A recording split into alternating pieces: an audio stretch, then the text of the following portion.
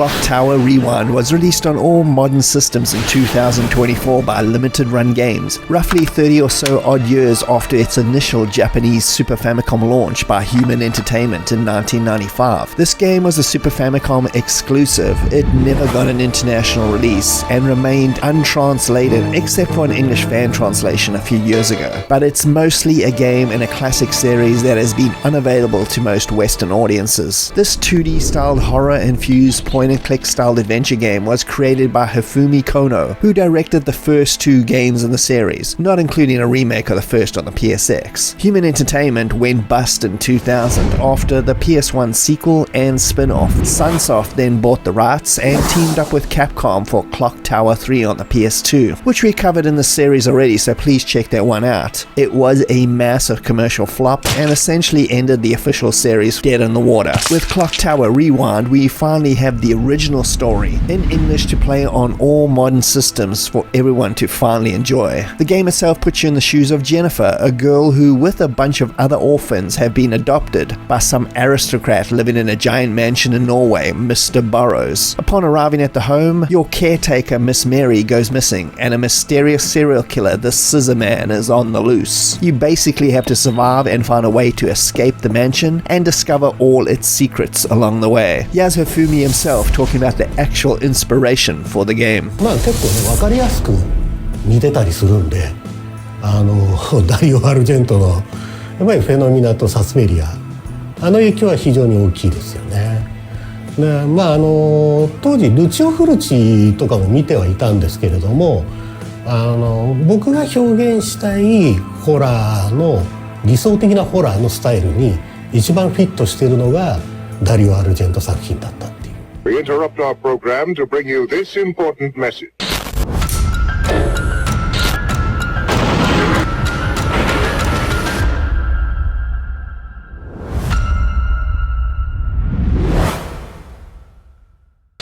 Like mentioned by Hifumi, the game is basically a video game version of an Italian giallo horror movie with every single trope intact. Dario Argento movies were the big inspiration, and if you've ever seen the movie Phenomena or the original version of Suspiria, not that god-awful remake, then you'll recognize the vibe and the over-the-top visual style. Jennifer in the game is an exact carbon copy of actress Jennifer Connelly from Phenomena, as are a lot of the scares and situations. The game is a point-and-click survival horror experience, quite unlike anything at the time. It infuses traditional puzzle solving, item collecting, story-based elements, plus survival aspects, with you being essentially defenseless, and you'll have to rely solely on hiding, running, or defensive situations to survive the mansion and eventually escape. My favorite element of this game is its sheer unpredictability of the gameplay, meaning many encounters or situations are random, so you never really know when all hell is about to break loose, and the Scissor Man, your nemesis, is gonna pop up and send everything into a death spiral. Secondly is the game's many endings, all linked to what you accomplish in-game. You can totally bypass many situations or even encounters without even realizing it, but playing for that good ending brings all the elements of the story together in its many bizarre plot twists. You will have to take care of Jennifer's anxiety, as the more you run around, the higher her stress level. Stopping for a few seconds to get her breath gets her energy back, so to speak. The puzzles and arcade-style hard sequences blend together extremely well to give you quite a different experience than most games you're likely to play. In 1995 though, it was completely unique. Here's Hifumi trying to explain how difficult it was to bring horror to a 16-bit system. でやっぱりそのチームが大変だったろうなと思うのは、あれ普通のゲームだったら1パターンずつ用意すればいいわけじゃないですか。ステージ1の出現パターンはこれ、ステージ2の出現パターンはこれって1パターンずつあればいいんですけど、そのランダム性とかをすごく重視してるんで、その余計なパターンを作んなきゃいけないんですよ。あれはかなり当時のゲームとしてはイレギュラーだったんで、それをこう全部作ってくれたドッターの人はすごいありがたいなと思いますけどね。The graphics and sound design are excellent. The 16-bit pixel art perfectly captures the over-the-top lighting effects seen in a lot of 70s and 80s Italian horror movies. The bright red and blue tones are a big part of the game's personality, and I love how much animation has actually gone into the Jennifer character, as there are many situations with unique segments for things she does. It feels very cinematic and not just like a generic video game. Sound is just as impressive, with that goblin-sounding main keyboard riff perfectly emulating some of the soundtracks that they actually did for Argento movies. Plus, those sharp, loud, in-your-face sound effects hit hard, with most of the game relying on their perfect placement to keep the mysterious vibe. Here's Fumi explaining how they eventually got the look of the game down. 僕はもうダリオ・アルジェント的な感じを出したかった、美しさを出したかったんで、スーファイ版のクロックタワーってこうブルーとかレッドとか結構ちょっと色彩が豊かなライティングをしたイメージの部屋が多いんですよね。で、あれを表現するのにやっぱりちょっとゲーム畑からのグラフィックだとなかなかうまく表現できなくて、ちょうどその頃アニメの背景をやっての経験者が入ってきたんですよ。で、その方が入ることによって結構このクロックタワーの独特の背景っていうのは成立してますね。The Rewind edition we're looking at here has a lot of extras to it. Besides being the official English translation, you can choose either the Rewind or original version to play, with the biggest difference, although not the only difference, being Rewind includes all the extra bits of pictures and content added to the game for the PSX First Fear edition, which enhances the original. Plus, you get fully animated anime-style cutscenes. There's a music player to listen to all those tracks, plus the fully new recorded song for the game, some cool unlockable motion comics for extra story, art sections, plus a full interview with Hifumi himself, plus other smaller extras. It really does this classic justice. We interrupt our program to bring you this important message.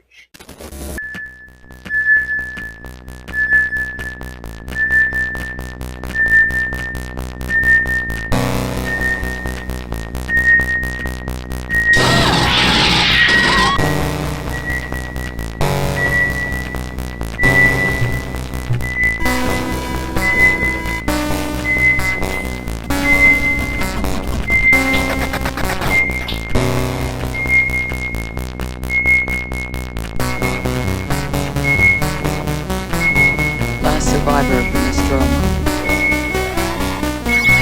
It's here!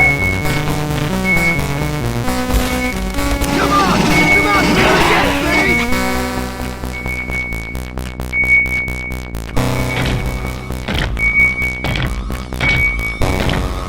Get away from her, you... Overall, for Western audiences, you really can't ask for more. It nails everything and finally gives us a way to enjoy this game officially. Hifumi hopes to be able to return to the series at some point in the future. In the meantime though, you can also check out his 2016 game Project Scissor Nightcry, which is a sort of spiritual successor to the original Clock Tower. And I'll leave Hifumi with his final words to fans. ここをちゃんと今の時代にリメイクされるっていうのはすごく嬉しいことだなと思ってるし、まあクリエイター冥利につきますよね。もう25年ぐらい経ってまだこうやって、愛してくださる人たちがいるっていうのは非常に嬉しいことですよね。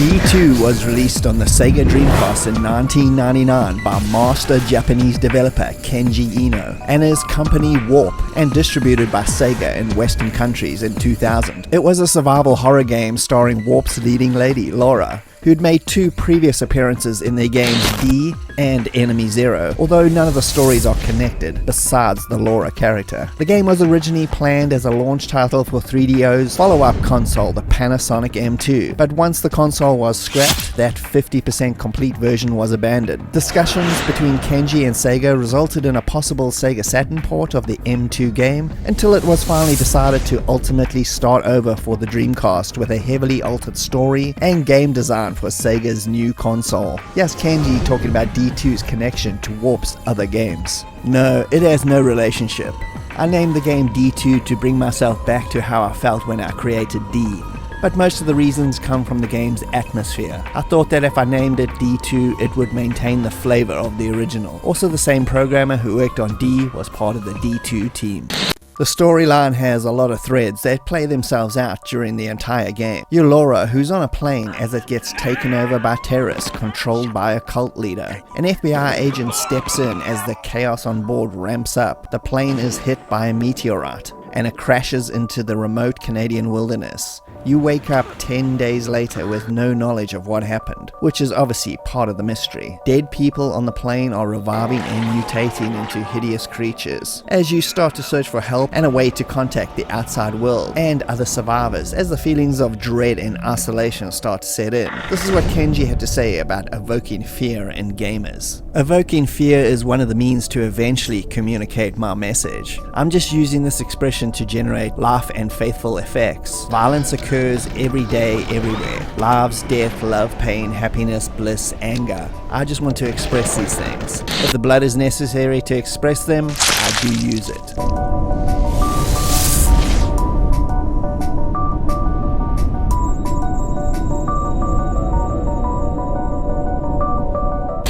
D2's gameplay is varied and multi-layered, being a combination of Kenji's D and his later excellent Enemy Zero on the Saturn, plus a lot more. Once you have control of Laura, the wilderness is pretty much open to explore, and with the aid of a map you can start plotting where you want to go. The game employs a third-person perspective for exploring the open snow-padded mountains, and switches to first-person views for battles, where you'll be fighting against mutant passengers with various types of guns. You also have access to a rifle to snipe wildlife to pick up food for energy. And when you enter into structures, the perspective changes yet again to first person on rails mode, similar to D, where you can explore an area and use the items you found to solve puzzles. Later, you'll also have access to a snowmobile to cut down on the back and forth travel.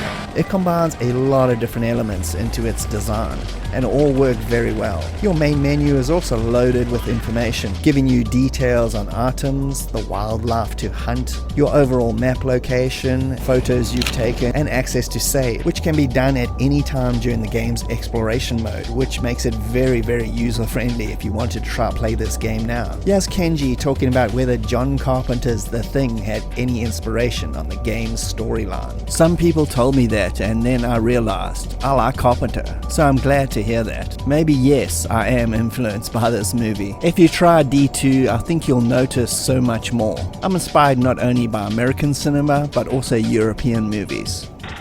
Graphically, D2 is impressive. It's obviously aged, but if you can still get invested in the environments and the characters playing it now, then they did a really, really good job. All footage here is captured off my real Japanese Dreamcast, whether it's from the real-time style sequences, the big budget style CGI cutscenes, or the really intense action sequences. It all has a lot of detail and attention put in. The white, washed out look just adds to the overall feeling of isolation. All three styles of the game engine play to the Dreamcast strengths, with only the character models looking a little bit dated, but again, it doesn't really detract from the overall enjoyment of the story. Kenji was then asked what the significance of the winter setting means. I just want the player to feel something or think something during the game. This is why I always set up emergency situations. Also in D2, there are many occasions where you experience flashbacks and illusions. The white world goes well with these experiences. It's like a whiteout.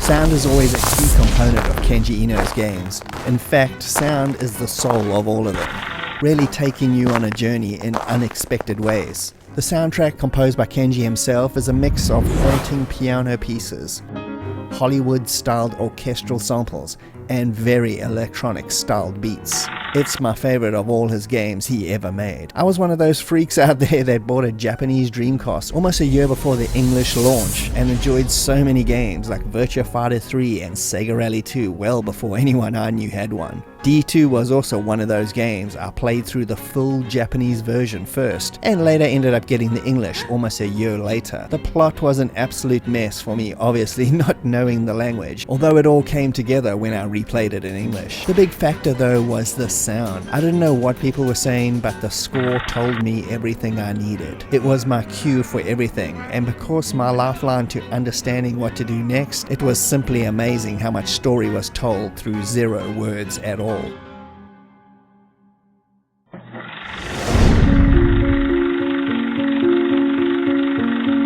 Overall, D2 is a game I will never forget. If you ever get to the end and face off against the boss, you'll know exactly what I mean. It delivered a true cinematic experience in storytelling, sound design and graphics, while making its survival horror stylings feel original and nothing like its contemporaries. But I'll leave the final words here for Kenji and what inspired him to make games. I love paintings. I hope to achieve a level of graphics like Mark Chagall in my games. Music is my energy. Literature is for storyline.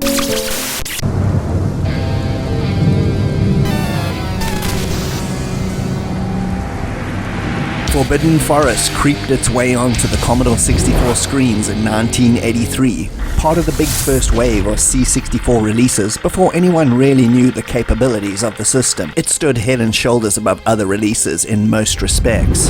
Released by Cosmi and made completely by one person, Paul Norman, his first ever programming and video game release. It was something quite different, that's for sure. The story is pretty vague, with your character having taken a wrong turn and found himself lost in a deadly forest, as early evening slowly makes its way to night. You have a bow and arrows as defense as the creatures of this supernatural forest descend on you. This may not be the first video game with horror elements, but it is definitely the first true game of the genre, mixing visuals, intensity and sound into a truly creepy experience like no other at the time. Paul Norman, the man responsible for this experience, had no background in games or even programming. He learned everything from a 6502 machine code book at Cosmi, and drew on his first loves of cinema and music to make the Forbidden Forest come alive. Here's Paul on his unique programming style. Because it was my first game and my first programming exercise, I had no rules to follow and there were no inhibitions. As always, I treated myself as the audience and did whatever I could to excite and surprise myself. One technique was to write complete action sections with lots of random variables without checking each step along the way. I would then run it to experience the whole scene as a viewer instead of a creator. Naturally, things didn't work a lot of the time, but when they mostly did, that was as close as I could get to an outside perspective.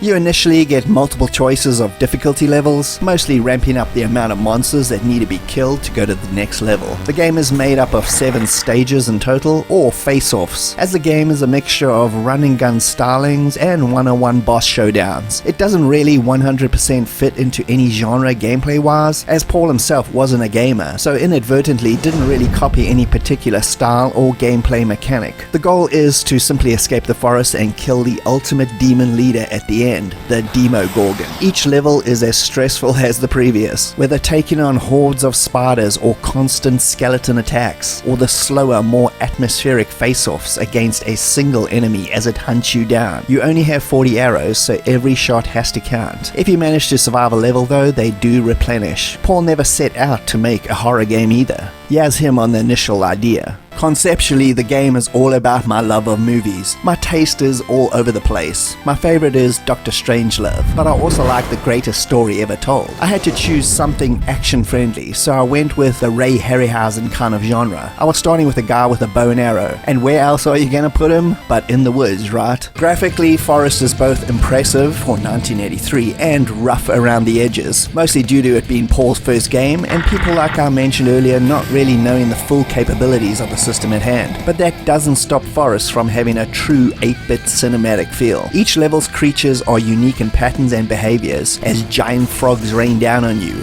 a red dragon stalks you from the sky, and that Demon Gorgon face-off with the music dropping out completely, leaving just the lightning sounds and flashes of light to reveal his location. It sent pure chills down my spine. Like an 80s slasher movie, it is overloaded with gore and violence. That was really quite shocking back then. Every death animation is also unique to the level, and the combination of the graphics and intense sound effects made you feel every single death. It wasn't merely a matter of a laugh icon disappearing out of the corner of the screen. It truly felt like your life was at stake. Adding to this a very impressive atmospheric day to night cycle as the moon slowly rises higher in the sky behind you as each level progresses. It gets darker into the night until the ultimate midnight face-off, plus a very impressive parallax scrolling effect, which had only really started being used in arcades at that time. Yes, Paul on the technicality of that effect. I knew it was side-scrolling, as all games were back then, so I thought, if I make the smaller trees scroll at a slightly different rate, and hey,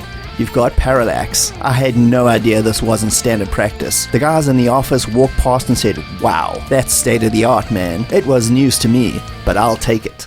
The music and sound effects in Forrest are truly the icing on the cake, syncing so well with the on-screen visuals. It truly gave the game an epic cinematic feel, losing that very cutesy vibe of most games of the era and embracing its dark undertones. With every single note and cue of the murder animation sound effects, the opening track makes you feel like you're falling down an endless rabbit hole to your doom, and that haunting track as the dragon stalks you is forever burnt into my mind. Playing this game late into the night by myself circa 1984, it totally creeped me out all the way. Yes, Paul on the vibes of the music. How does music come about? Music is the sound of emotion. As a musician, you keep mixing and matching the final notes and chords available until they make you feel something. Also, your reaction, is a composite of the whole experience when you first heard the music. So even when you hear it by itself later, your brain is recreating the entire event emotionally. This game's style cannot be fully experienced without playing it. Even now, every level and section feels like a small cinematic experience played out with maximum intensity. There was a sequel in 1985, Beyond the Forbidden Forest, although not quite as good as this one. It's another excellent rabbit hole to dive down for 8-bit horror. Forest, with its simple but versatile gameplay, excellent enemy designs, unique, slower paced sequences, and one of the most intense final boss face-offs, truly make it a legend of the horror gaming genre, and the grandfather of them all in my opinion. But I'll leave Paul to give the final words about this game. When you get to the final demon, to be completely honest, it's not much of a visual, so the lightning and the flashing is all to its advantage. That's true of many horror films. You hardly see the alien because it looks better in bits and pieces. If I'd been totally immersed in the video game thing, I would have made Forbidden Forest sillier, all about speed and reactions, but that wasn't my background. I wanted to make it as much like a movie as I could, and all the cliches that come with that.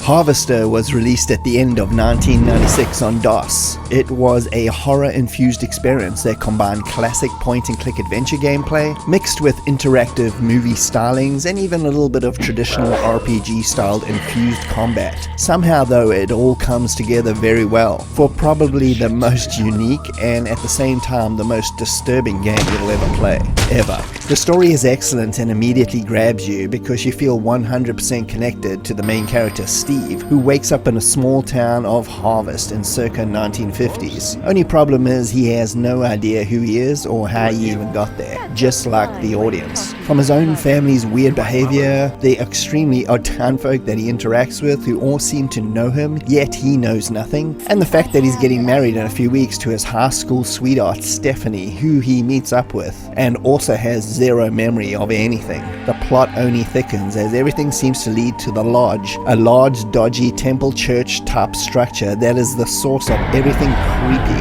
that happens in the small town of Harvest. We interrupt our program to bring you this important message.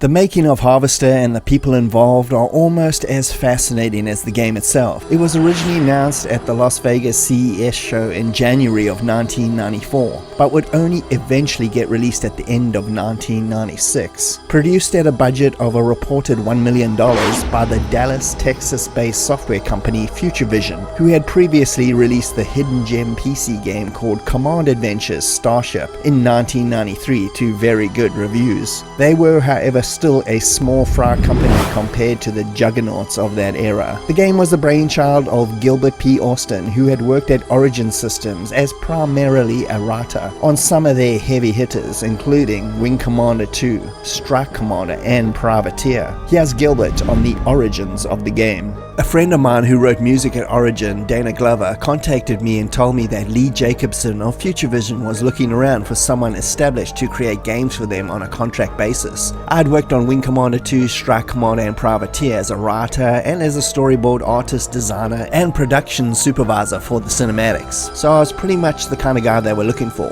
I agreed that I'd talk to them, and so I was invited to come in and pitch any ideas I wanted. My feeling was that Futurevision, being a small company, would need something high concept to compete with the industry giants of the time, and I argued that Harvester was exactly that idea. After completing all the writing, all the dialogue, the designs, and shooting, directing, and casting all the FMV and character animation, Gilbert was technically done his job and moved on to other projects as a freelancer. Then entered producer at Futurevision, M. Lee Jacobson, who would then take up and complete the game on a technical programming side. That would take another 2 years to complete after Gilbert had done his job, and releasing eventually at the tail end of 1996. It was in production so long that Gilbert went off and completed another full game that was released in the meantime called The Fortress of Dr. Radiaki, a crazy FPS game in 1994. The production was so lengthy that by the time the game got released, the company had actually changed its name to DigiFX Interactive, and the reason from all the interviews that I've read wasn't really anything strange at all, but seems that it really came down to the company being very small in terms of employees and programmers in the first place, with limited resources obviously, and everyone was really trying to complete this game. Lee Jacobson is also quoted in a 1995 article as saying that the game will be delayed by almost a year in late 1995 to make sure bugs and gameplay can be perfected, which was probably for the best in the long run. Although all the momentum and interest that they had garnered up in early 1994 at the CES show was completely forgotten or lost by the time the game had its eventual release. The company though didn't seem to want to compromise anything artistically, which is very admirable. Here's Jacobson on his vision. You hear a lot about games that start out as being controversial, then they get toned down, and pretty soon all that's left is the hype. We decided if we were going to do it, we would do it the right way. We would go all the way. The game was mimicking the most popular genre in PC gaming at that time, the point-and-click adventure style, although its eventual release at the end of 96, which was basically 97, meant the genre was already going into its twilight years. As Steve, you're free to wander around the town of Harvest from location to location by an overworld map. In areas you can chat to the weird townsfolk who have a lot to say and aren't simple one-line NPCs, which makes things very interesting. You can even type in your own questions. You can pick up items or weapons to use later or for puzzle solving and action. There's many dialogue trees that are available for info and humor. You can select items from your inventory to give people things for quests or activate situations with people, but the best part is being able to pick up weapons and pretty much kill any NPC in the game at any point, which leads the game down its many unique and completely different endings. Action is simple. You simply mash the mouse button with your weapon to attack and kill the enemy. It only needs a few hits to do the trick. Puzzles are mostly obvious. Talking and listening to people always gives you the clues to solve everything, and the town is just filled with objects and so many secrets to explore, which makes it way more interesting than a usual point and click, figuring out the true power that is controlling the town of Harvest through the many conversations. There's Gilbert talking about the concept of the game. The concept of Harvester, the idea that at the end of the game I wanted the player to mull over whether he had internalized the over-the-top violence and surreal imagery of the game in the same manner that Steve had, and the primary ending. All this was in the initial concept that I jotted down in one of those small reporter spiral notepads in about 30 minutes. That's what I pitched to Futurevision. and they bought it. I had complete creative control and could do whatever I wanted, with the exception of explicit sex and nudity, sadly, but even so, I think I managed to get some pretty fucked up stuff in there just the same. Graphically, Harvester is a product of the 90s through and through. I honestly love this style. It mixes extremely high-res graphics for the locations and FMV filmed characters, which gives it its super 90s vibe like nothing else you see now. The FMV sequences are a little bit grainy, but do not compromise on anything. It's brutally violent and over the top, but that's the whole point of it. It's a huge FU to censorship and what is perceived as a video game. The sound design is awesome, especially the music, which is something I usually don't get to say when looking back at old PC games, especially the DOS era, even though this is CD-ROM. It's varied, it has tons of strange 1950s inspired music with its happy-go-lucky tunes, juxtaposing the obvious on-screen creepiness. It works very well and adds a huge amount to the game's overall, almost tongue-in-cheek personality. Here's Lee just before the game's launch talking about what people are gonna think about the game. I fully expect to see protests. We didn't wimp out on anything. There are going to be a lot of people who are offended by Harvester. That's why we voluntarily gave it an MA17 rating. That's why we put in the gore switch. Of course, if the game bothers you, don't buy it.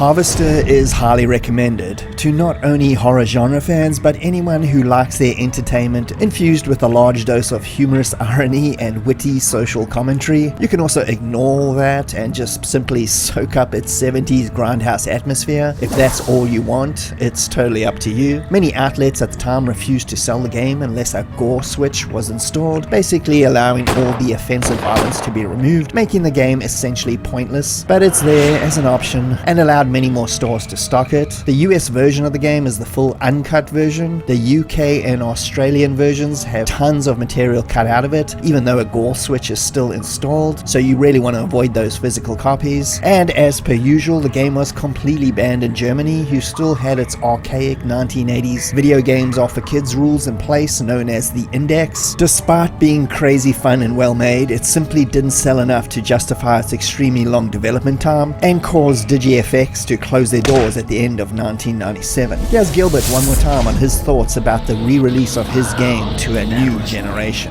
I wonder how many people will find the game now, what the reception will be at the same time. It pisses me off that I'm making no money off it, but what the hell. Overall, I think it's cool. Zombie Revenge hit the Dreamcast up in 2000 and was a port of their 1999 Naomi arcade by AM1. The game is a 3D style scrolling beat 'em up where fists, guns and pretty much anything can be used to stave off a monster invasion. The game is a spin-off of the House of the Dead series and features a lot of references to those games, with music, characters, and the original House of the Dead being a complete stage in this game. The game has a trio which can be chosen at the beginning, and the game can be played in 2-player multiplayer, entering into a city ravaged by zombies and monsters, with the government's experiments to turn the undead into weapons have gone south, so you have to wipe them all out and take out the cult leader Zed. Each of the characters, Stick, Linda and Rikia, have their own attributes, speed and specialities, from melee to gunplay and strength differences. The game is fast and furious with no time to breathe in typical arcade style. You can use melee moves to take out enemies and pick up many gun variations, bombs and melee weapons to pummel and blast the hell out of everything in your sight, plus the surroundings. Boss encounters are all over the place as you shoot your way through the ravaged city. There's generally bosses in the middle and the end of each section, with some pretty cool locations like the tops of speeding trains and the awesome recreation as mentioned earlier of the original House of the Dead. If you've ever played any of the Dynamite Decker games, then this is exactly what this is in horror B-movie form. The 7 levels are littered with so many weapons you'll literally lose count of all the things you can use. The flamethrowers, grenades and dual handguns are amongst my favorites. There are no branching paths in this game, but there's plenty of hidden rooms and areas along the way to explore and supply yourself up. The Dreamcast version features the full arcade, plus original mode, which is a variation on the arcade for single players. There's also some VMU minigames and a one-on-one versus mode against friends. The graphics are on par with the Naomi arcade and are pretty detailed, while still having that late 90s 3D vibe. The voiceovers, as per the era, are absolutely atrocious, along the lines of the House of the Dead style, filled with many poor translations and unintentional comic deliveries. For me, it actually adds to the absurd B-movie vibes of this game, so I found it to be hugely entertaining, and obviously this game is not meant to be taken seriously anyway. It's a total throwback to simpler gaming times of fast-paced, chaos-filled action with no apologies for its violent overtones. It's what Sega does best.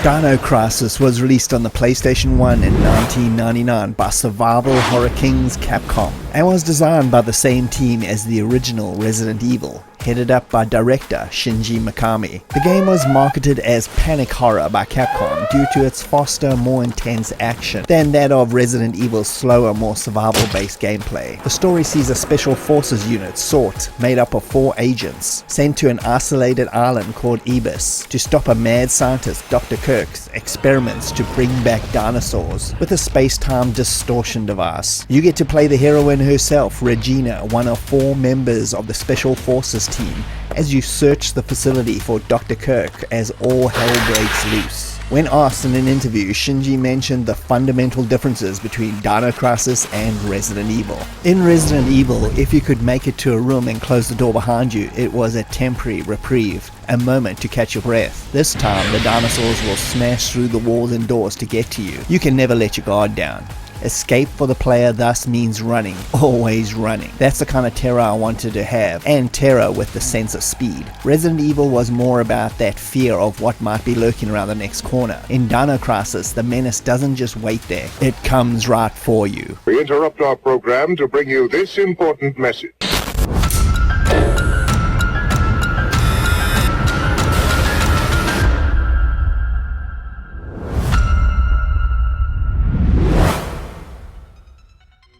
Development of the game started in late 1996 after the huge success of Resident Evil. Originally it was supposed to be all set in a jungle, but due to the hardware limitations of the PS1 and the new 3D real-time engine they were developing, it was decided to make it take place mostly in the island research facility. Shinji also decided dinosaurs should be the main foes due to their unpredictability and popularity at the time. He said he wanted the game to be a combination of the movies The Lost World and Aliens. The game was put on ISO in late 97 as the team had to go 100% on completing Resident Evil 2. After its release though, it was back to Dino Crisis for its 1999 release cycle. The full 3D engine as opposed to the static rendered backdrops meant the action could be more cinematic and visceral, but most importantly, very unpredictable. Story and scripting was all done in-house by Capcom, with the dialogue getting a complete rewrite as Shinji felt it was just simply too bland. Yasuhisa Kawamura was brought in to liven it all up and add a bit of humor. He cites the manga Cyber Blue and the movie The Last Boy Scout for influencing the writing style. Here's Shinji on the reason for going full 3D. Well, the biggest of course is the fully polygonal world. It's not pre-rendered like Resident Evil, so we can change the camera angle on the fly. Since one area can now be seen from several different angles, it gives us the ability to create more action, although it's tough, because we have to design the camera system so that it can cover all the possible potential area. Otherwise the camera misses the character, and that's obviously not acceptable.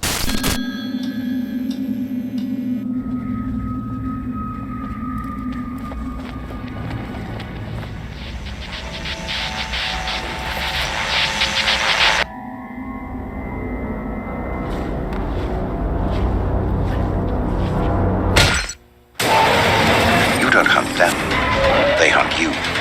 Dino Crisis, from the makers of Resident Evil. PlayStation. Dino Crisis has a lot of Resident Evil's gameplay tropes, but at the same time introduces and does things differently enough to justify its own game design aspects. The way the action plays out is the same in terms of controls, except the enemies are way more unpredictable than those shambling zombies. Running is often the solution, and like mentioned earlier, even locked doors are not safe, which makes the action overall 100 times more intense. You're able to combine items Res Evil style for tranquilizers to knock out dinos, and various other gun upgrades and objects. Storage boxes are also located all over to store excess supplies. You can be a little bit more trigger happy as opposed to those every bullet counts zombie encounters. There are also plenty of puzzles to solve all over the place, offering up a challenge without being annoying, which breaks up the intense vibe just for a little bit. The game also has critical decisions to make, which will send the story down different paths to the 4 possible endings. A map also provides extra detail, and you will be backtracking across the facility quite a lot when new objects are found to unlock those mystery areas. The pace of the game though makes this a lot more fun than this trope usually is. And yeah, Shinji talking about getting the intensity of those dinosaurs into the game.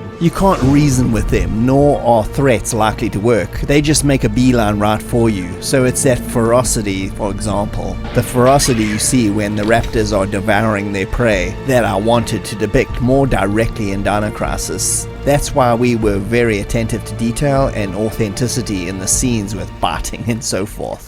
The graphics are extremely good if you consider the age of the 3D engine. I was a little bit afraid coming back to this game now that it was going to be slightly underwhelming, but the fluidity of the gameplay and realistic dinosaur and human animations really still work very well, as long as you gloss over everyone's early 2000s video game puppet hands. The choice to go full 3D was very bold at the time and worked out well. The big T-Rex attacks are kept to a bare minimum, but when they happen, it's totally off guard because you never know when something can smash right through that environment. The sound design is great too. Music is used only in very small doses for set pieces for the most part anyway. Sound effects give the game its real vibe, with the echoing footsteps and those shrieking dinosaur attacks make your heart race at the drop of a hat. In a video game you can control the character, so you feel the shock when things happen. At the same time, in a video game we can't describe how you are actually feeling internally, moment to moment. This can be done best in books and secondarily in movies, so we cannot tell you what you should be feeling. Video games need their horror factor to be a lot more concentrated. It's also tough because you don't control the pacing like you can in a movie. You never know where a player will want to go next, but we solve this by setting some parameters or objectives that the player must achieve before enabling them to go further into the game. Overall, it's a highly entertaining game with enough action and frights to keep you entertained till the end. Although not as popular as Capcom's zombie franchise, and to be perfectly honest has been kind of forgotten by the company, it's still highly recommended and got a direct PS1 sequel in 2000, which ups the action factor even more. The slow build-up and tension, some pretty interesting plot twists, and solid game design make this a game you should simply not pass up on.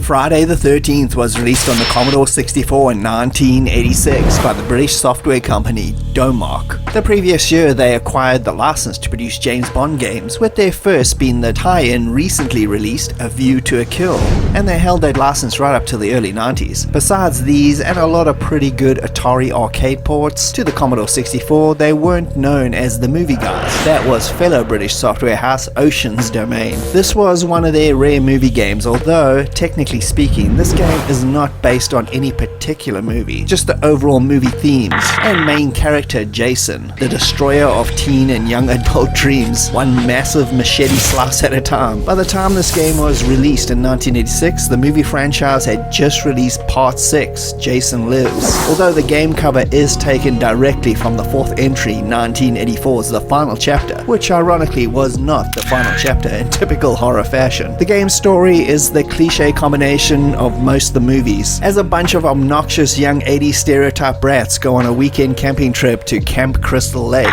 which at this point, if they didn't know about its huge body count, they probably deserve to die. Once there, Jason appears, the resident butcher of teens, and massacres everyone except the last standing girl or guy. In a sense, the game actually plays out much in the same way as the movie's cheesy B-movie tropes, which all spill over into this game's overall design, which is a glorious mess at times, but unintentionally becomes a perfect replica of the movie's themes and cliches. Gameplay is quite clever on paper. It doesn't quite translate to greatness though, but it was a game we played a lot in the 1980s, probably due to its random nature and structure. It's essentially the board game Clue, as you randomly get assigned one of 5 main characters that foolishly decides to visit Camp Crystal Lake. There are 10 characters in total in each game, and unlike the movies, Jason is actually masquerading as one of them. You gotta figure out who he is and kill him before he kills everyone else. So essentially, you're a serial killer yourself, an 80s version of Dexter. The game takes place around the campgrounds of Crystal Lake with lots of locations to visit in flip screen style, including a holiday home, barn, church, forest, and graveyard. The camp is literally filled with all sorts of weapons to pick up and use against Jason or for your own defense, including axes, throwing knives, javelins, chainsaws, pitchforks, and more. Some are projectiles and other are melee in style. The bottom of the screen has all your stats, the weapon you're currently using, the barbells indicate your energy, and all 10 innocent civilians are shown below. When someone is killed though by Jason, they are replaced with a tombstone. The quicker you find and kill Jason, with a low innocent civilian body count, the higher your overall ending score will be. It then restarts with you being a new character and Jason becomes someone else. So it's basically a score-chasing action version of Clue in video game form.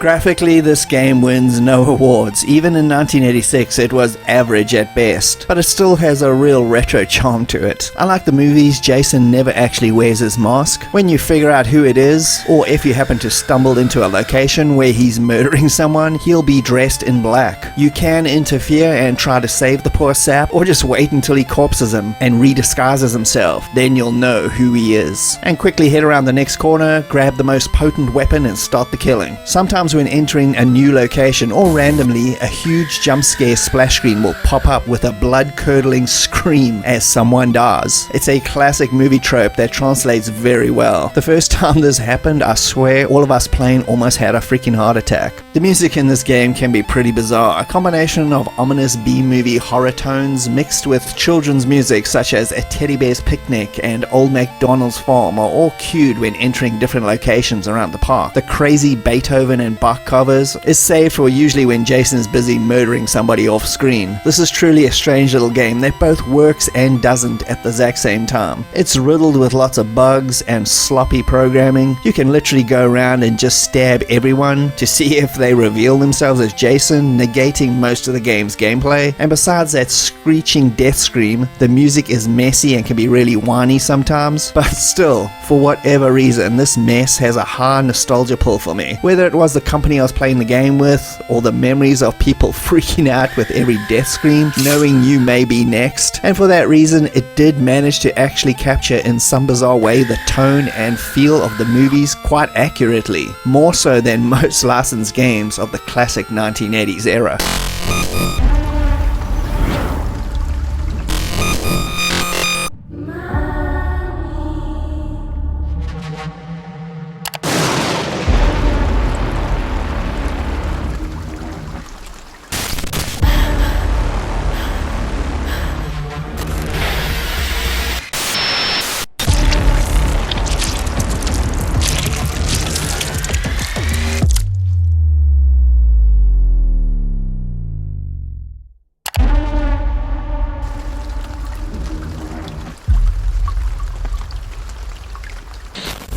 World of Horror was officially released in 2023 on PC by developer Paweł Kaminski. It was an 80s-styled adventure game with RPG and roguelike elements and a large dose of horror aesthetics. Paweł made the game almost exclusively by himself over the course of 7 years in his spare time as a dentist, crafting the game's beautiful 1-bit black and white art style in MS Paint frame by painful frame. Paweł is quoted as saying, "My main source of inspiration is the Japanese horror of the 70s and 80s. I love the art of Junji Ito and works of H.P. Lovecraft, and also old systems like the Macintosh 2, PC-88 and PC-98. Like mentioned, the game's story and vibe takes its inspiration from classic literature, with an overall plot mirroring the works of author H.P. Lovecraft, and a vibe and visual style of manga artist Junji Ito of Tomy and Uzumaki fame. I remember watching the Uzumaki movie in the early 2000s and it seriously creeped the hell out of me. The story casts you as an investigator arriving by train in a small Japanese coastal fishing village of Shiakawa in circa 1980s, just based on the technology. The town is slowly descending into madness, with cloaked figures seen all over,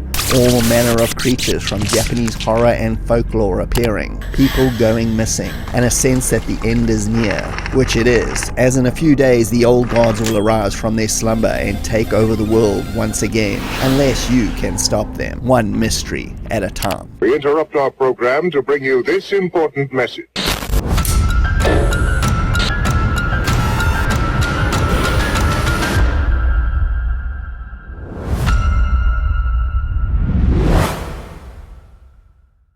Like mentioned earlier, gameplay is a mixture of old school 80s and 90s adventure game elements of investigation, talking to people, gathering clues, plus RPG style mechanics. As you play, your character is upgraded by events or choices, and there are a lot of those, with repercussions that will affect the story later in many ways. Resource management is also key to success, as gathering objects and using aid or items when it's important is key. But how do you know what's important?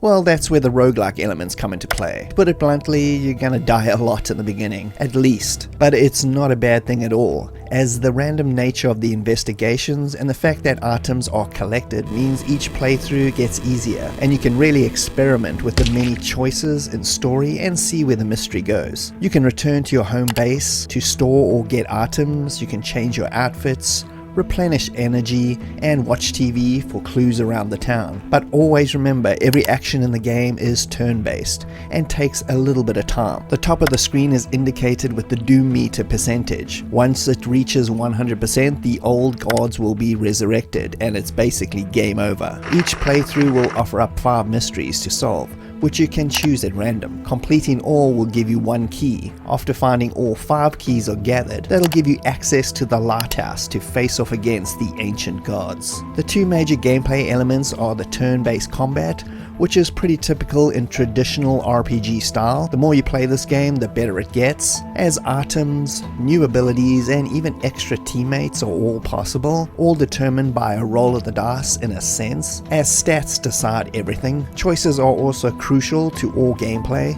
and sometimes there are no real right or wrong ways, just different ways, making the gameplay very unpredictable and giving each story many different possible endings, as you face off and try to solve mysteries and fight some of Japan's creepiest folklore creatures. Each mystery is randomized internally. Each time you play, you get different events you can go through.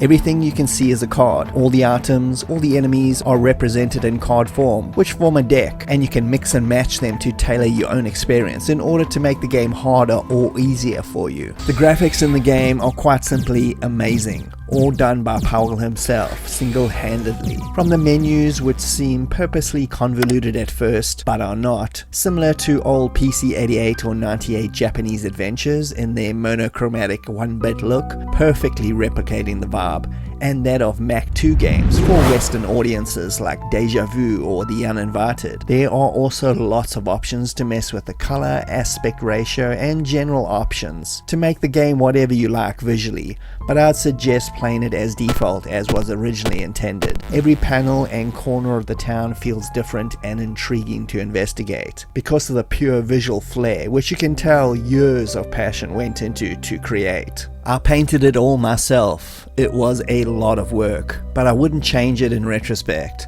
because the limitation of the software is really inspiring. The music score is done in a dark 8-bit chiptune style with modern horror overtones and blends really well within the game, with pretty minimal sound effects for the most part, as the tunes take center stage. Powell talks about the fun of the game's randomness. Because I see a lot of people enjoying it, so I know it's a good one. It's the one I put the most work into. You can burn the school down early in the game, and if you play this scenario after you burn it down, it's completely different. The Scissor Woman is different, and you get different cards as well. Overall, World of Horror is a highly recommended game for adventure fans or generally anyone interested in this style, but was afraid of the retro interface of the old games. World of Horror is the perfect entry point to delve into the genre, with an ultra cool setting and style by the bucket loads. When asked about future projects, Powell said, "I'm currently designing a horror game that will explore yet another exotic location for the Western player. I personally can't wait for the results."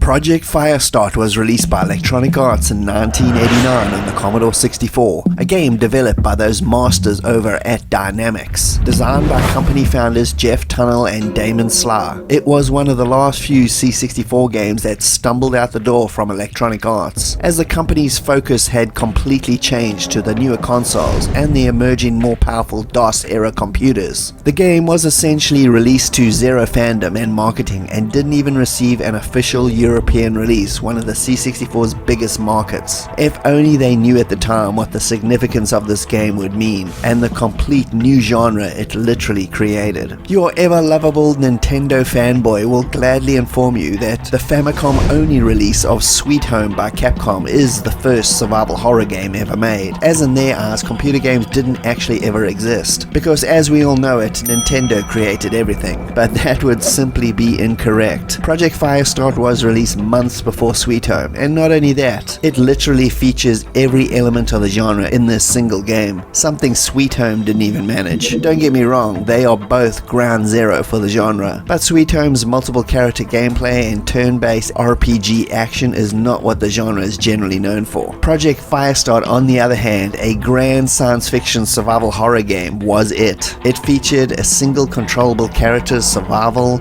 minimal but very atmospheric sound design, limited resources, lost documents to fill in the backstory, exploration, relentless but limited enemies, massive cinematic overtones, horror movie style jump scares, and a huge amount of multiple endings depending on character choices. It's an exhausting list, that's for sure, but it had to be said, as now you understand why Firestart is survival horror at its original core. Here's Jeff Tunnell, director on Firestart's origins. This game should never have been attempted on the Commodore 64, since the entire project was written in 6502 assembly. The biggest problems were memory constraints. Derek Lukaszak, the lead programmer, would come in day after day, month after month, and hammer on the code to get it to fit. One time he was looking through a monitor program and found 12 extra unused bytes in the OS. He was ecstatic, and it let us move forward. 3 years was a long time for the development of a game that we got paid less than $50,000 in advances to create.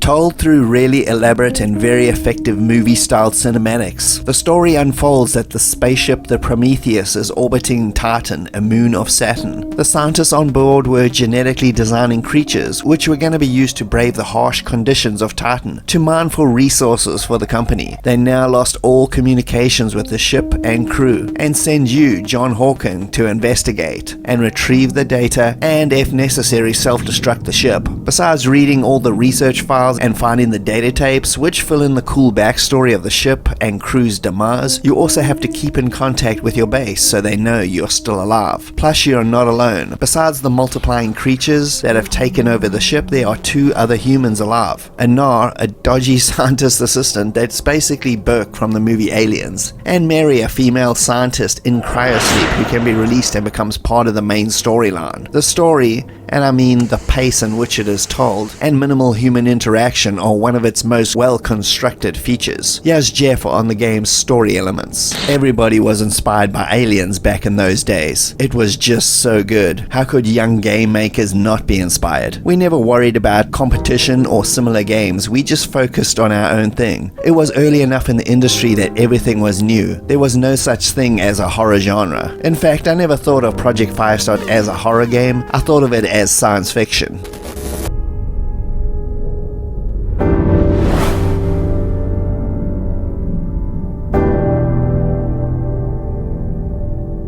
Gameplay is a combination of side-scrolling action elements, isometric-styled exploration and investigation, and adventure choice-based elements which send the story down new paths and one of the many endings. It may not paint a romantic picture, but the switch between side-scrolling in the corridors and isometric perspective in the rooms was driven by technology, not story. The C64 used character graphics that took up a lot less memory than bitmap graphics. That tech worked great for scrolling, either horizontally or vertically, so we used it for the hallways. But we needed more detail in the rooms to bring across the story, so we switched to the isometric view for those. The action is slow and deliberately makes you feel like the creatures have the upper hand. You can find multiple laser guns which up the firepower, but the deliberate execution of having to stand still to shoot, also a trope of the genre, makes running the better choice if you can. You can search dead bodies and rooms for resources, heal yourself with medkits or in a medical bay,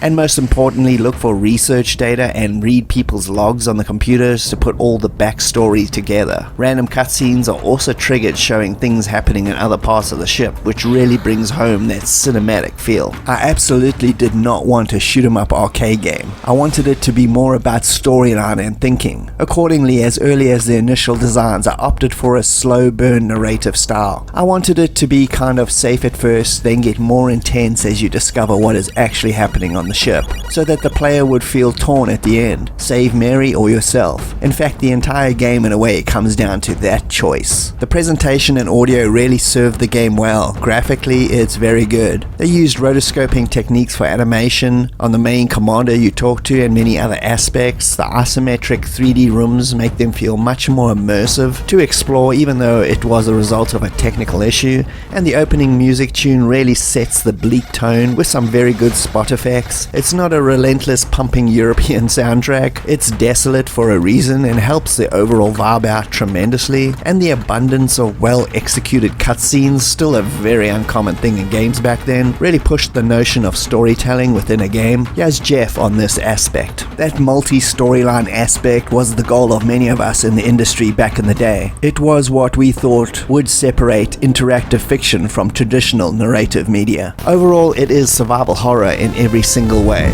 or more actually, survival horror is Project Firestart, a game that I only feel in the last decade or so has started to get some sort of recognition it actually deserved. I played this game way back in circa 1990 and it was super impressive. I didn't even realize at the time I was playing a new genre of game. The whole experience simply had me on the edge of my seat constantly, and it deserves all the praise it never got upon its original Fire and Forget 1989 release. But I'll leave Jeff to give the final words on the game. Trip Hawkins was an amazingly charismatic guy. He could suggest things that would make his entire group of developers go to great lengths to attempt to achieve. In actuality, we had no business attempting to make Project Firestart. It was too ambitious for the platform at the time. All these years later, I still have scars from the development of that game.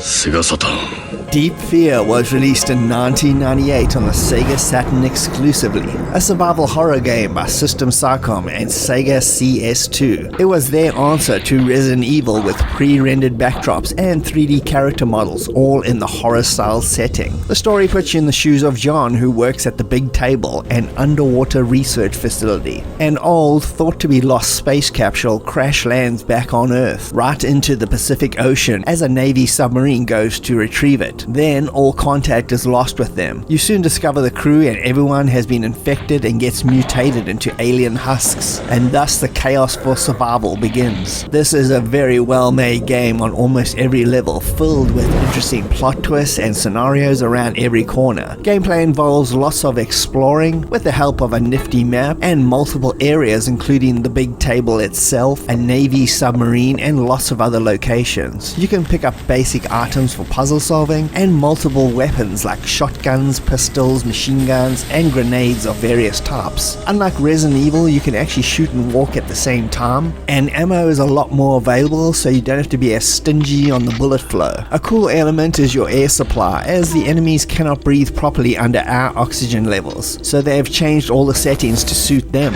You are on a timer in certain areas. As your oxygen depletes, you can reset the system, which in turn helps you breathe but makes the enemies weaker and easier to kill. There are lots of characters in this game to interact with and many cinematic CGI cutscenes to advance the storylines. The underwater scenarios take the best elements of movies such as The Abyss and Deep Star 6 and mashes them all together. The graphics are pretty good overall. The 3D models obviously look outdated now, but in context they work well, and so does the tank controls and fixed cinematic backgrounds. This was simply the style of the times and technology, and the music by Kenji Kawai is really excellent. It's mostly used in the cutscenes with ambient sound effects for the game, and I think this combination works really well. The game was released only in Japan and Europe, with the European release being the last official Sega Saturn game to hit the store shelves over there. The English voiceovers are its weak point, as they go from being competent to outright atrocious, but are honestly still on par with the original Resident Evil and pretty much most games of this era, so you'll just have to go with its comedic interludes. Fortunately, the action is very satisfying, and so is the storyline, so there's really lots to like here. Overall, it's a quality survival horror game that's almost being completely forgotten. Check it out, it's well worth it.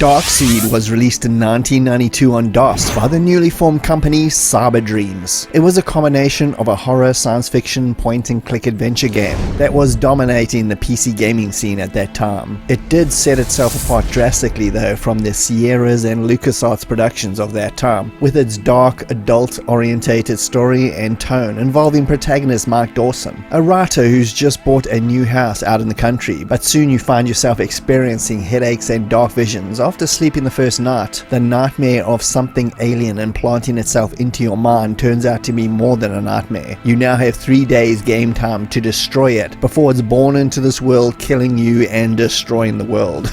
No pressure. We are looking at the 1995 Japan exclusive Sega Saturn release of the game here, as well as the new 2025 English fan translation, making it now 100% playable to all Saturn English speaking audiences courtesy of Kitchen 34. Just like most games hitting DOS during this time, the game was re-released on CD-ROM, adding full voiceover work to the game plus minor extras. The Saturn Japanese version by default has the English voiceovers included. The company behind the game, Cyber Dreams, were formed in 1990 by Pat Ketchum, a very successful entrepreneur that launched software powerhouse Datasoft in 1980 and gave us Commodore 64 fans classics such as Bruce Lee, The Goonies, and The Dallas Quest, to just name a few. few. Cyber Dreams, though, was aimed at making games for adults, with each game being a collaboration with a famous author or artist. And to that end, with only 5 games released during their actual publishing years from 1992 to 1997, they basically 100% achieved that goal, with notable collaborations being with futurist artist Sid Mead on Cyber Race, science fiction horror author Harlan Ellison on I Have No Mouth and I Must Scream, and of course today's game Darkseed, a collaboration with artist H.R. Giger of Alien and Species fame, and the game's later sequel. Mark Dawson, co-designer of the game, joined Cyber Dreams for the making of their first game, as Mark details in this 2006 Gamasutra interview. The company was at the time just the president, Patrick Catcham, and a programmer, John Krause, who were working out of Pat's house. After Pat interviewed me and read some of my writing, he hired me as a game designer, producer, and writer. There were only 3 of us at that point. We interrupt our program to bring you this important message.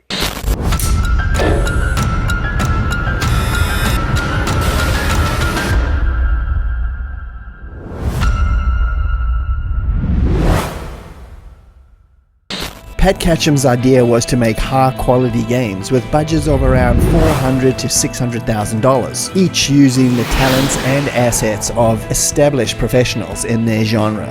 The president of Cyber Dreams made a shrewd move. In order to differentiate the company from more established developers, he attached a high-profile artist to each title, not only to use their art, but to leverage their celebrity. He also paid Giga cash. Lots of cash. Pat wanted their first game to be recognized and stand out from the crowd, and managed to get Swiss artist H.R. Giger on board for the game, which would use his biomechanical art and style to full effect, to set it apart from any other point and click out there. Giger himself had lent his design skills to notable effect in the original Alien movie, creating the iconic creature itself, as well as books of his paintings such as the Necronomicon 1 and 2.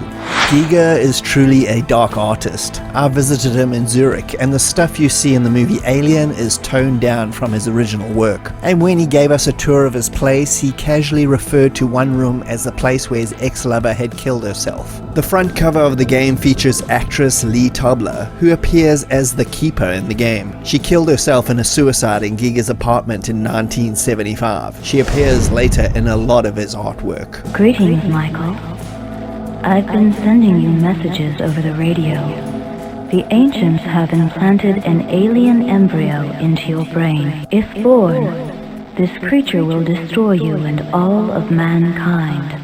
The game is pretty traditional for the genre in terms of gameplay, with this Sega Saturn version also supporting the Saturn mouse. Move around the world, talk to everybody, collect pretty much anything that isn't stuck down, because you'll be using it at some point later in the game to solve a puzzle, whether in reality or in the parallel universe known as the Dark World, which you can travel to through a mirror in your house. There are a few rules though. The game only takes place over 3 days, and you need to return home to sleep at the end of each day, or there are consequences. For example, fall asleep in the Dark World means instant death. You ultimately need to destroy the ancients in the Dark World so the alien in your brain is not born. You must find the ancient's power source and destroy it. The graphics style was quite unique at the time, using fully digitized graphics for the main character. Sierra had already started experimenting with this in Police Quest 3, but it wouldn't be until 1993 Police Quest Open Season when they fully implemented this style, combining this with all the Giga art for the Dark World, which he insisted be scanned at the highest resolution available at that time, which does explain the downgrade in color for the entire game, which I think only adds to its creepy atmosphere. The Saturn version's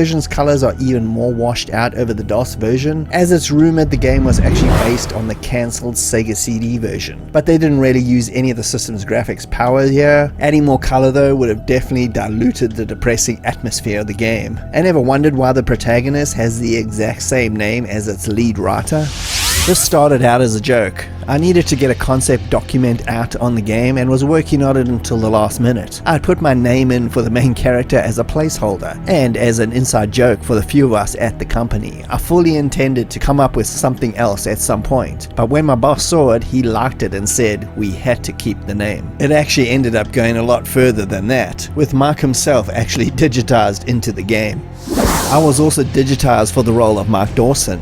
Yes, that's me walking around, climbing stairs, and oh yeah, having an alien embryo inserted into my brain. I think this decision was made based primarily on money. If I played the part, we would need to hire and pay a real actor. So in between meetings, I would jump in front of the camera and pretend to have an alien come busting out of my head. The sound design always seemed, to me at least, that it was attempting to drive you insane just like the game's plot. It has really grating DOS-era music, which makes an appearance unfortunately in the Saturn version, accompanied by the wildly over-the-top sound effects. We do though get those CD-ROM voiceovers, even though for the most part they are extremely uneven, to put it mildly, which was par for the course obviously in 1992 I guess. Overall it's a flawed game, no doubt, but still very much a one-of-a-kind, which is a total product of its time, where it can be extremely unfair to the gamer and a bit too vague for any sort of casual experience. In retrospect, I think some of the elements put into the game to make it more challenging weren't fair to the player. For example, I think there were critical events that, if the player missed by being in another part of the world, would make the game impossible to win. The biggest problem was that it wouldn't be clear to the player that he could no longer win the game. Elements like that make Darkseed a tough game to complete, but still something that's worth experiencing. A sequel was released in 1995 and also got a full Japanese exclusive Sega Saturn version as well. Kitchen 34 is said to be looking into translating this into English as of making this video, as well for Western fans. And I'll leave a link in the video description so you can download the translation for the Saturn Darkseed if you want to play it this way. Mark Dawson only worked on one game at least to completion at Cyberdreams before leaving. Online rumors always persisted that the game had actually driven him insane, just like his in-game character. Mark finally cleared up this myth. Actually, I have no idea where this came from. In fact, I'd never heard of that urban legend until just now. But frankly, I like it, and so do my 6 personalities. Deep beneath the decks of an abandoned ship, what began as an experiment has become a nightmare.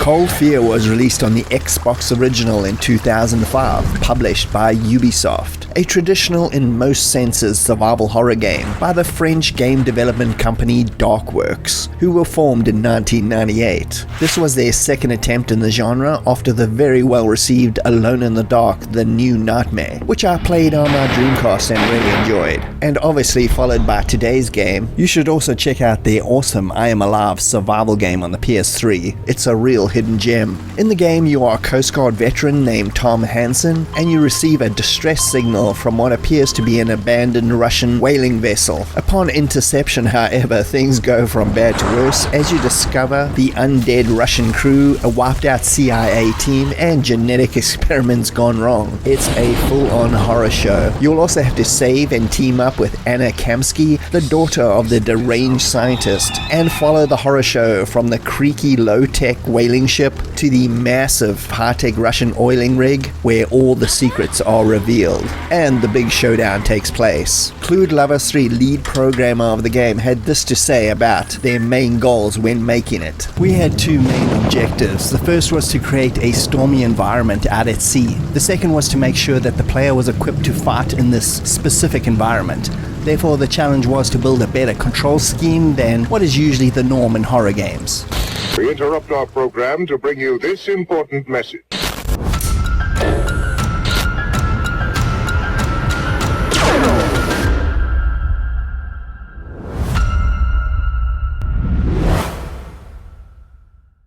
Cold Fear delivers all the survival horror tropes you were used to and most comfortable with at that point, which is really its best and worst assets in retrospect. It hit the shelves up a few months after the game changer in survival horror was released, Resident Evil 4 by Capcom. So Fear came off a little bit dated in the genre, even though it was quality and brand new at the time.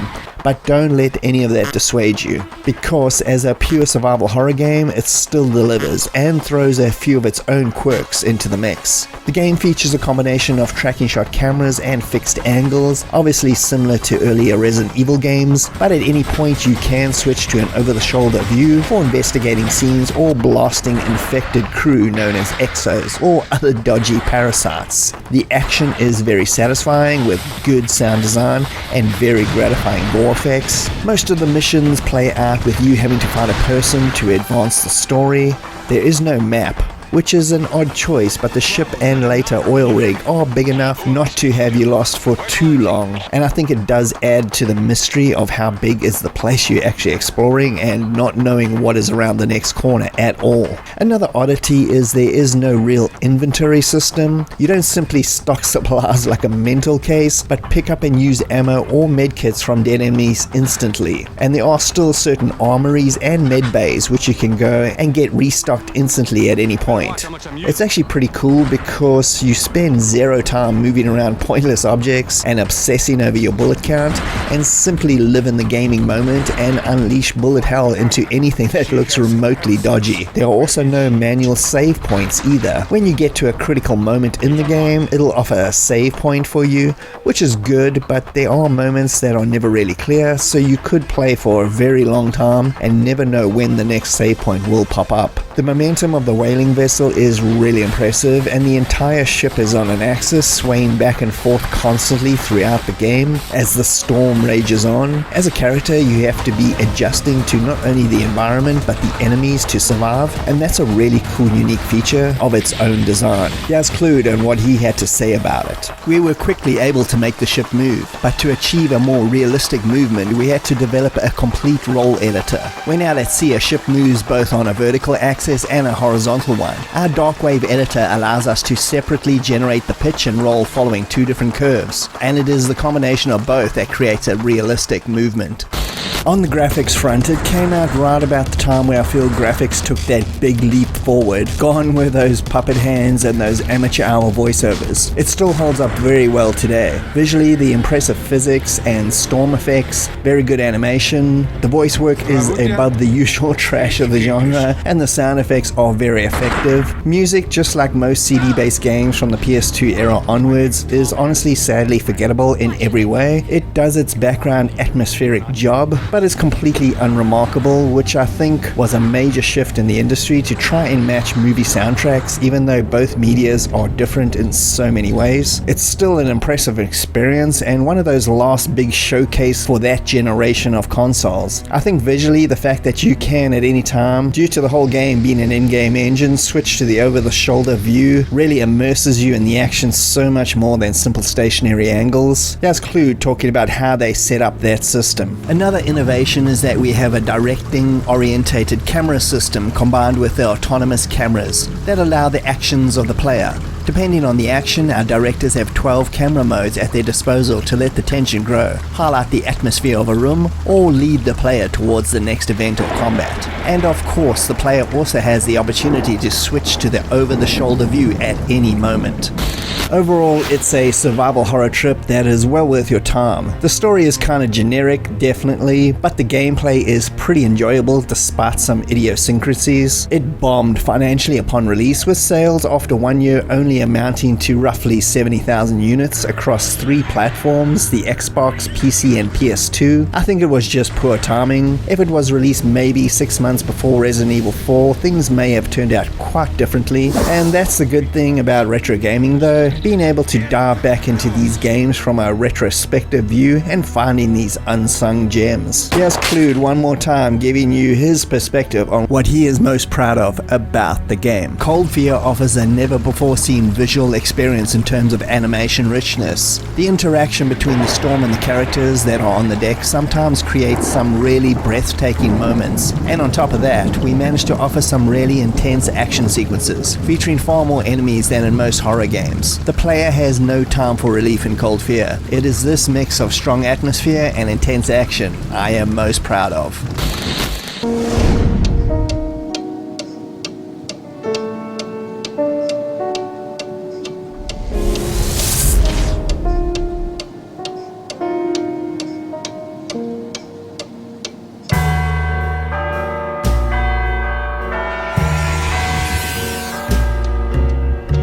Clock Tower 3 was released on the PS2 in 2002, published by Capcom, and a co-production with new rights owners Sunsoft, who had acquired the franchise after the original Japanese company Human Entertainment went bankrupt. The game was another variation on survival horror, taking elements from the original games, but also infusing a lot of its own new original ideas. It was officially the fourth game in the series, which started way back in 1995 with the Japanese exclusive release on the Super Famicom, plus 2 more entries on the PS1 before this fourth entry. The look, style, and even story elements of this entire series are based on giallo horror movie director Dario Argento's movies, and in particular the 1985 film Phenomena starring Jennifer Connelly. The basics of the plot are that you play Alyssa, a 14-year-old girl who finds out that she's part of a long lineage of women who travel through time and dispel ghostly spirits and free the trapped souls of innocent people. In the game, you end up traveling back to the early 1940s during World War II and the 1960s, defeating evil and bringing peace back to those trapped souls. The storyline does not continue in any way from the previous games and is its own standalone story, so no prior knowledge of the series is needed to enjoy it. This entry in the series was also written by Noboru Sugimura, a Japanese television writer that ended up working with Capcom on many of their horror classics, including Code Veronica, Devil May Cry, and Onimusha 3, amongst many more.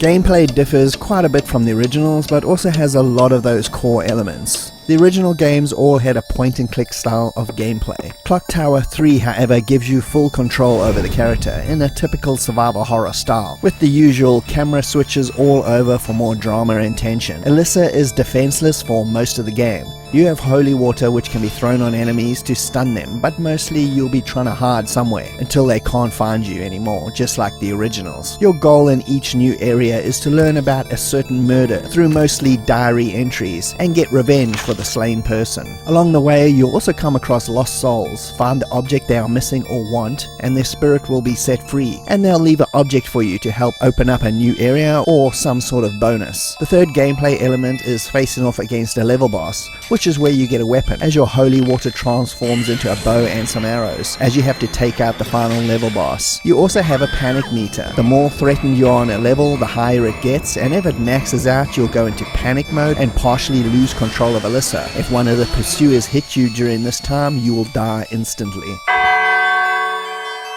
Japanese movie director Kinji Fukasaku directed all the motion capture and cinematics in this game, giving it a real visceral style and feel, and is very impressive. He's most well known for the excellent Yakuza series of movies, Battles Without Honor and Humanity, and my personal favorite 2000's brilliant Battle Royale. He died in 2003 after directing a few scenes for Battle Royale 2, and his son managed to finish the movie. Despite the game's pretty muted browns and blacks, the animation is pretty exceptional, and it's really able to make the action scenes way more believable and intense. Jumping to different time periods is also a very nice touch. It gives a bit of variety to the game that could have easily all been set in one house, and leads to much more diverse environments. The score is also pretty good, and it ramps up at the perfect times, and is especially effective during cutscenes. It's got a very cinematic style, with some classical scores also thrown in due to the time periods of the game, but in retrospect it's nowhere near as impressive as at least the original few games. The English voice acting though is very good, generally speaking, but still borders on the cheesy for certain characters. Thankfully, Alyssa is performed very well, as is most of the key characters. On October 29th, 2024, will finally mark a new entry in the series called Clock Tower Rewind. Made for all modern systems, it's a re-release of the original Japanese Super Famicom only game, now translated to English for the first time, as well as an enhanced version included, with physical copies will be done by Limited Run Games. Upon the game's release in Japan, it basically bombed financially, and the same happened for its Western 2003 release, although the reviews were generally pretty positive. I bought this game on the first day of its release, as I had played 1996's PS1 entry and really loved it. I enjoyed this one, even though purists to the series don't like it. I think in the grand scheme of the genre, if you go back and play this now, you'll be pleasantly surprised at how well it's aged, but also that a lot of its core 3D elements have been used many times in modern releases. So if you want to get into the series, take a stab at Clock Tower 3. It's still one hell of an intense ride.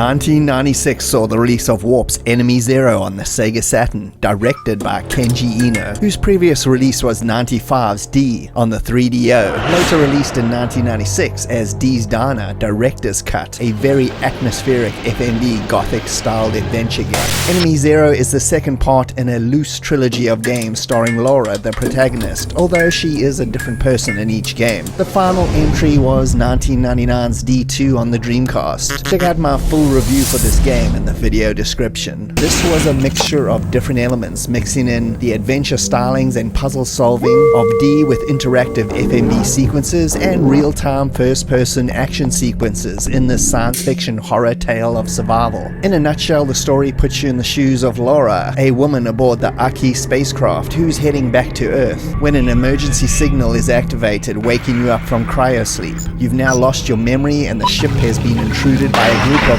invisible aliens. So it's up to you to eliminate them, regain your memory, and make contact with the surviving members of your crew. It's kind of a big old ode to Ridley Scott's Alien in more ways than one, without ruining an important plot twist later. When asked about the idea behind the game's plot, Kenji is quoted as saying, "I wanted to ask the question, why do human beings exist? That's why the game evolved into something with an enclosed space and invisible enemy, so that you would be forced to think about your own existence." Enemy Zero's development cycle was just over 9 months, but it was a rocky road to say the least. Originally programmed and designed as a PS1 game, the entire game was switched to an exclusive Sega Saturn version mere 2 weeks before its big reveal. Kenji switched it up after being pretty dissatisfied with the way Sony handled D's PS1 pre-orders and the fact that all third-party games advertising needed to be approved by them. It rubbed him the wrong way. At a big PlayStation Expo, the PS1 logo came up at the end of the demo and then morphed into the Sega Saturn logo, his ultimate defiant FU to Sony. He later went on to say after the show, "The PlayStation and Saturn aren't that different, so moving Enemy Zero to Saturn wasn't too difficult." この男また人騒がせなものを作ってしまった。このソフトは事件になる。エネミーゼロ。 Gameplay, like mentioned earlier, is a combination of two styles. In the adventure FMV sequences, which are enclosed rooms safe from death, you'll get to investigate the ship and pick up items that you can use, like comms devices, a save recorder, a rechargeable gun, keycards, and much more. You'll also often have access to a VEX computer network, which gives you access to various functions, a video phone to call other crew members, a database with crew files and logs, etc., and information about the ship and a map, which I suggest you draw out on a piece of paper to make navigating easier, as you can only access this from the save rooms. Puzzle solving is often about finding codes to access doors, boxes, or to use to link up and chat. Making your way through the ship is done in real-time FPS style. This is where you can get hunted by the invisible aliens, and yes, they are 100% invisible, and you'll have to rely solely on sound alone to track them, or avoid them, and time a shot to kill one. It only takes one shot to kill anything.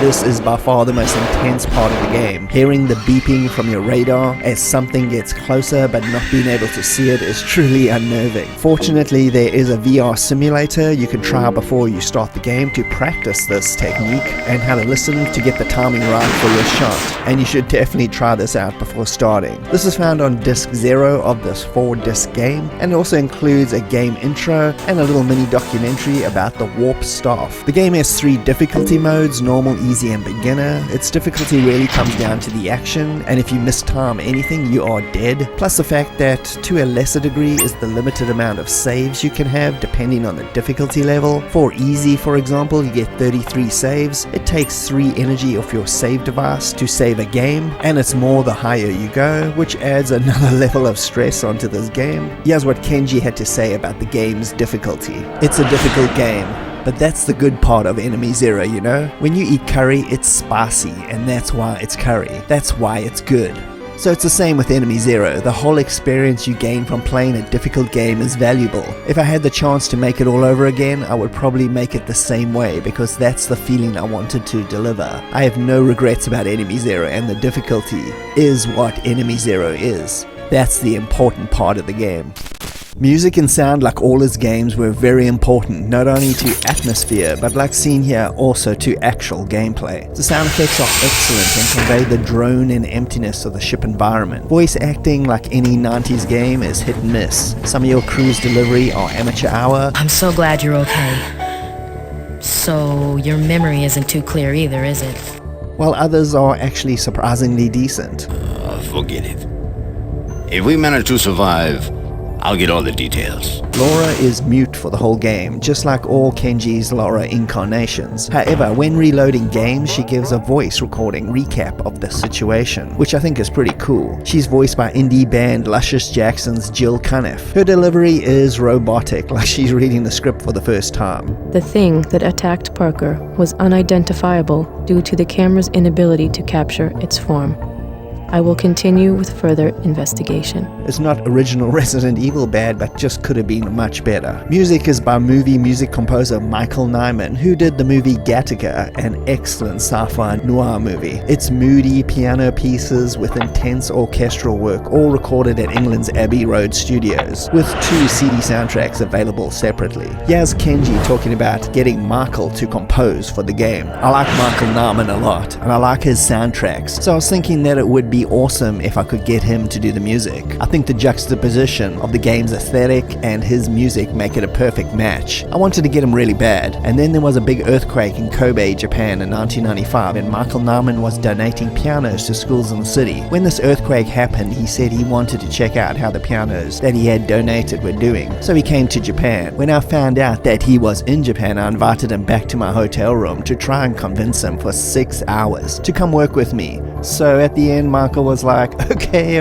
I'll do it. Just let me go back to my room. Like all of Kenji's games, it's an experience as much as a game. Its slow burn narrative style and short bursts of nail-biting action is a far cry from games we generally play today. And that's not a bad thing. At the time, it also sold quite well, with over 600,000 copies sold, with a special 20 copies for over $2,000 each, and Kenji hand delivering these to buyers personally. Possibly the coolest special edition ever. Don't pass over this science fiction horror gem. No game has ever made me so apprehensive about walking down a corridor, never mind hearing the beeping of a radar pop out of nowhere. It's pure horror at its best.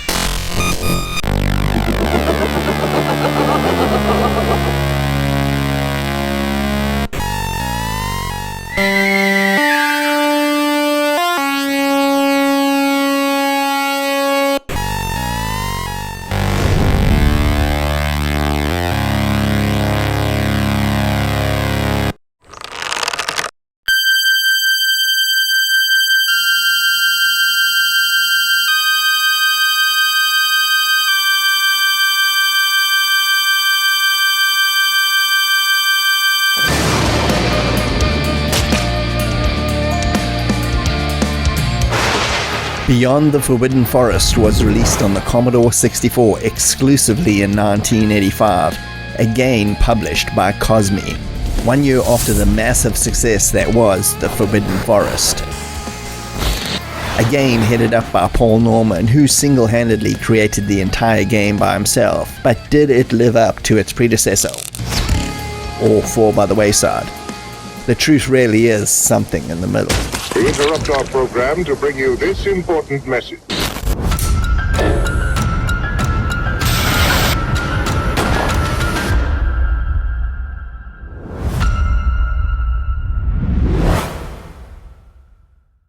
Like the original game, you ventured off into the forest that's become eerily silent with no signs of life before all hell breaks loose. With your trusty bow and unlimited arrows this time, at least in part 1 of the game, you'll face off against 4 creatures: a giant rampaging scorpion, massive grotesque worm creatures, a blood-sucking dragonfly, and huge megatherium jumping monsters. Defeat all of them and you'll be whisked away to the underworld. If you survive the vampire bats, you get to take out the 4-headed Hydra, and just when you think it's all over, the laser eyes of the Demogorgon is your final foe. Beyond is definitely a roller coaster ride that gives you no room to rest or breathe. Gameplay is similar to the original, with the arrows basically killing everything you come across. The sidebars indicate the height and elevation of the shots as you hold the button and release. It takes a few goes to get used to, but works well. The original game also felt odd when first playing it, but becomes natural after a little bit of practice. The biggest difference here is you can move in and out of the screen, making the entire game area 3D in a 1985 sense. No longer restricted to the simple left and right plane of the original, Cosme, in their best 1950s B-movie marketing, dubbed this as Omni-Dimension 4D, which is dramatically over the top, but considering the 1985 release, there was virtually nothing like this at the home at the time. The game retains the original's passage of time, slowly going from day to night, which is a really impressive touch and adds so much atmosphere. Plus this time you got unlimited arrows for the creature hunting section, but once you enter the underworld, it becomes limited.